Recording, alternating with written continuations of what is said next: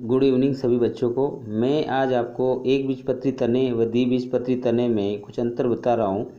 एक बीजपत्री तने में क्या अंतर है और द्विबीजपत्री तने में क्या अंतर है, यानी इसकी इंटरनल स्ट्रक्चर जो होती है एक बीजपत्री की और जो द्विबीजपत्री की, उसमें मुख्य मुख्य अंतर क्या होते हैं। तो जो द्विबीजपत्री का तना होता है और जो एक बीजपत्री का होता है, ये दोनों यहाँ बने हुए हैं, देख सकते हो आप। ये तो ऊपर वाला जो डायग्राम है ये द्विबीजपत्री तने का है, इंटरनल स्ट्रक्चर है, आंतरिक संरचना है। और जो नीचे वाला है जो है बीजपत्री का स्तंभ है ना। तो ऊपर वाले में देख सकते हो आपके सवनपुल अलग प्रकार से, और नीचे वाले में सवनपुल दिख रहे हैं आपको बिखरे हुए। ये वाला एक बीजपत्री और ये द्विबीजपत्री है। अब मुख्य अंतर क्या है इसके अंदर, तो देख लो आप कि इसके अंदर मुख्य अंतर क्या है। तो ये जो एक बीजपत्री का चित्र है, तो बाह्य त्वचा क्या होती है एक बीजपत्री के अंदर, तो यह सबसे बाहरी एक स्तर की परत होती है। इसकी कोशिका स्थूलित उपापचय से ढकी होती है। ये एक बीजपत्री की बात कर रहा है। किसकी बात कर रहा है? एक बीजपत्री, एक बीजपत्री है ना। इसकी क्या विशेषता है, तो यहाँ पे आप देखोगे कि एक बीजपत्री में ये बाह्य त्वचा होती है इसके अंदर, तो ये सबसे बाहरी एक स्तर होता है, परत होती है, स्थूलित उपत्वचा से ढकी होती है, रंध्र भी उपस्थित होते हैं है ना। बाह्य त्वचा की कोशिकाएं आकार में अन्य कोशिकाओं की अपेक्षा छोटी होती है, इन पर रोम अनुपस्थित होते हैं। अधस्थ त्वचा, ठीक बाह्य त्वचा के नीचे अधस्थ त्वचा होती है, और इसे दृढ़ ऊतक की ऊतक से निर्मित 3 से 4 प्रति होता है ये अधस्थ त्वचा। भ्रूण ऊतक, स्तनपुलों को छोड़कर अधस्थ त्वचा के अंदर समस्त ऊतक भ्रूण ऊतक होता है। स्तनपुलों को छोड़कर जितना भी है वो अधस्थ त्वचा के अंदर समस्त ऊतक भ्रूण ऊतक होता है। यह गोल मृदुतक की कोशिकाओं से बना होता है, जिनमें स्पष्ट अंतराकोशिकीय अवकाश पाए जाते हैं। स्पष्ट अंतराकोशिकीय अवकाश पाए जाते हैं। इनमें भ्रूण ऊतक, वल्लकूट, अधस्थ अंतस्त्वचा, परिरम, मज्जा विभेदित करती है। तो मैंने ऊतकों को हम 3 भागों में बांट सकते हैं: अधिचर्मी ऊतक तंत्र, भ्रूण ऊतक तंत्र और सवन ऊतक तंत्र। तो अधिचर्मी ऊतक तंत्र के अंदर कौन आता है? सिर्फ अधिचर्म आती हैं, रोम आते हैं और रंध्र आते हैं। और भ्रूण ऊतक के अंदर क्या आता है, तो हाइपोडर्मिस से लेकर अधस्थ त्वचा, भ्रूण ऊतक, ये सब आते हैं इसमें। मज्जा रेज, ये परिरम, ये सब आते हैं इसके अंदर। वल्लकूट। सवनपुल क्या होते हैं, तो भ्रूण ऊतक में अनेक सवनपुल बिखरे होते हैं। सवनपुल परिधि की ओर होते हैं, ये आकार में छोटे परंतु केंद्र की ओर वाले बड़े होते हैं।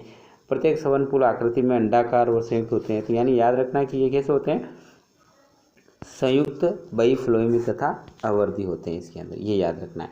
दूसरा, किनारे की ओर जो होते हैं, परिधि की ओर जो होते हैं वो छोटे होते हैं आकार में, परंतु केंद्र वाले जो होते हैं बड़े होते हैं। तो ये आपको पता रखना है इसके अंदर तरीका। तो इसमें आप देखोगे कि एक बीजपत्री के अंदर डायग्राम के अंदर आप देखोगे कि ये क्या दिख रहा है आपको यहाँ पर, ये जो आपको दिख रहा है यहाँ पे बाह्य त्वचा, सबसे बाहर ये बाह्य त्वचा है और एक प्रति है ये। अच्छा, यहाँ पे दूसरी बात है कि इसमें सवनपुल है, तो सवनपुल ये बिखरे हुए, ये सवनपुल है पूरा, एक सवनपुल ये है, ये परिधि की ओर छोटा है देखो, और अंदर की ओर ये बड़े बड़े सवनपुल है, ठीक है। और इसमें देखिए कि ये भ्रूण ऊतक के सारा कोर्टेक्स होता है सवनपुल, और ये जो है सारा दिख रहा है ये भ्रूण ऊतक है, ठीक है, पूरा अंदर तक होता है ये।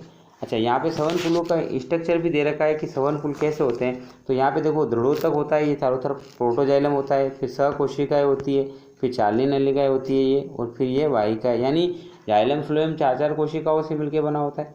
यानी फ्लोएम की बात करें तो सहकोशिकाएं, चालनी नलिकाएं और फ्लोएम मृदुतक व फ्लोएम तंतु, ये 4 होते हैं। और जाइलम भी 4, वाहिकाएं और जाइलम मृदुतक यानी पेरेन्काइमा और जाइलम तंतु, इन 4 भागों से मिलकर बना होता है। तो यहाँ पे आप देख सकते हो कि ये दृढ़ोतक की कोशिका है इसके चारों तरफ, ये जो दिख रही है आपको, और ये जो है यहाँ पे ये वाहिका है, ये क्या है, ये जाइलम है, और ये जो है फ्लोएम है। तो ये जो फ्लोएम है यहाँ पे, और ये जो नीचे वाला जो ये भाग है ये जाइलम है, ये फ्लोएम है, और ये जो नीचे वाला जो भाग दिख रहा है आपको ये फ्लोएम है। तो आप इसके नाम में भी देख सकते हो, ये जाइलम में, और ये तो ये क्या है, जाइलम है, ठीक है, जाइलम है, और ये फ्लोएम है, ठीक है। तो ये जाइलम और फ्लोएम है, तो यहाँ पे देख सकते हो जाइलम और फ्लोएम, तो ये जाइलम है और ये फ्लोएम है, तो दोनों है। लेकिन यहाँ पे बीच में कोई एधा नहीं है, इसलिए ये तो एधा नहीं पाई जाती यहाँ पे, तो हमने देखी अभी, तो हमें अंतर भी देखेंगे इसके अंदर अभी। उसके बाद हम बात करते हैं यहाँ पे कि द्विबीजपत्री में तने में क्या विशेषता होती है। तो द्विबीजपत्री तने की बात करें तो द्विबीजपत्री तने के अंदर क्या होता है, तो सबसे बाहर की अगर बात करें द्विबीजपत्री में, तो एक कोशिकी मोटा स्रोत, यानी अधिचर्म दोनों में सेम होती है। अधिचर्म के अंदर कोई अंतर नहीं होता है, सिंगल लेयर होती है, चाहे एक बीजपत्री हो चाहे द्विबीजपत्री हो। उसमें देखो कि वल्लकूट, यहाँ पे देखो कि वल्लकूट कैसा होता है, तो यह कई कोशिकीय मोटा होता है। वल्लकूट देख सकते हो आप, कई कोशिकीय मोटा होता है ये वल्लकूट कई कोशिकीय मोटा होता है। इसके अंदर कई कोशिकीय मोटा होता है। वल्लकूट कई कोशिकीय मोटा परतों से बना होता है। अधस्त्वचा सामान्य वल्लकूट अंतस्त्वचा में विभेदित होती है। यानी वल्लकूट देख सकते हो तो यहाँ से अधस्त्वचा से लेके अंतस्त्वचा तक वल्लकूट होता है, ठीक है इसके अंदर। तो डायग्राम में हम देखेंगे अभी। उसके बाद आप देख सकते हो इसके अंदर कि अधस्त्वचा होती है, ये बाय 3 से 4 परती होती है, 3 से 4 परती होती है। हरित लवक पाया जाता है इसके अंदर, यांत्रिक शक्ति प्रदान करती है। स्थल कोणों तक की बनी होती है, जबकि वहाँ पे किसकी बनी होती है, हाइपो, वहाँ पे आपने देखा था कि दृढ़ोतकी कोशिकाओं की बनी होती है। अभी अंत देखेंगे हम। नेक्स्ट है सामान्य वल्लकूट। सामान्य वल्लकूट क्या होता है, तो यह कई कोशिका मोटा मृदुतिक कोशिकाओं का बना स्तर होता है। कोशिकाएं प्राय गोल अंतरा कोशिकीय अवकाशों से युक्त होती है। कोशिकाएं खाद्य पदार्थ जल संचयन का कार्य करती है, ठीक है। तो सामान्य वल्लकूट की कोशिकाएं जल संचय का कार्य करती है, खाद्य ये होती है, और इनके बीच बीच में रेजिन नलिकाएं भी दिखाई देती है। तो अंतस्त्वचा होती है इसके अंदर, वल्लकूट के सबसे अंदर परत होती है अंतस्त्वचा, बेलनाकार आपस में सटी होती है ना। उसके बाद रंभ होता है, रंभ के अंदर परिरंभ होते हैं, और इसके अंदर सवनफूल होते हैं, मज्जा होती है, मज्जा रश्मियाँ होती है, ये होते हैं। उसके बाद हम बात करते हैं परिरंभ। तो परिरंभ के अंदर बात करें तो परिरंभ सिंगल लेयर होती है, सिर्फ 2 प्रकार की कोशिकाओं का बना होता है, दृढ़ोतकी व मृदुतकी कोशिकाओं की बनी होती है। और उसके बाद सवनफूल कैसे होते हैं, तो अंत आदि दारू वृद्धि या हम कह सकते हैं संयुक्त या बहिफ्लोएमी प्रकार के होते हैं। तो ये इस प्रकार से, तो इसके डायग्राम में हम समझेंगे अभी। तो डायग्राम से आपको अच्छे समझ में आ जाएगा, दोनों को एक साथ कंपेयर करेंगे। देखो तो इसमें आपको याद रखना है कि एक एक चीज़ ध्यान में रखनी है कि सबसे बार क्या बात करते हैं हम कि इसमें अधस्त्वचा सबसे बार अधिचर्म होती है, इसमें अधिचर्म, इसमें भी सिंगल है, इसमें भी सिंगल है। नंबर 1 यहाँ पे ये कोर्टेक्स है, और इसमें भी ये पूरा कोर्टेक्स है। ये अंतर है कि कोर्टेक्स यानी अधिचर्म हाइपोडर्मिस, उसके बाद सीधा ये अधस्त्वचा है, और इसमें भी ये अधस्त्वचा है, अंदर वाला भाग है ना। तो अधिचर्म यानी द्विबीजपत्री की बात करें तो ये अधिचर्म, ये अधस्त्वचा, और ये कोर्टेक्स स्टार्ट हो गया, ठीक है। जबकि यहाँ पर भी अधिचर्म और हाइपोडर्मिस और सीधा कोर्टेक्स, अंदर तक पूरा कोर्टेक्स ही होता है मज्जा तक। जबकि यहाँ पे ऐसा नहीं है, यहाँ पे आप देखोगे तो ये वापस चेंज हो गया, ये दृढ़ोतकी परिरंभ आ गया यहाँ पर, ये यहाँ पर देखो इस प्रकार से दृढ़ोतकी। जबकि इसमें एक बीजपत्री में पूरा ही दृढ़ोतकी है, ये पूरा ही दृढ़ोतकी है, देख सकते हो आप, ये दृढ़ोतकी होता है, ठीक है। जबकि द्विबीजपत्री में स्टार्टिंग में देखो तो ये स्थल कोणों का बना होता है ना। फिर आप देख सकते हो इसके अंदर मृदु तक का बना होता है कहीं कहीं, तो कहीं कहीं आप देखो कि ये लिखा हुआ मृदु तक भी लिखा हुआ है इसके अंदर, मृदु तक का बना हुआ कहीं कहीं।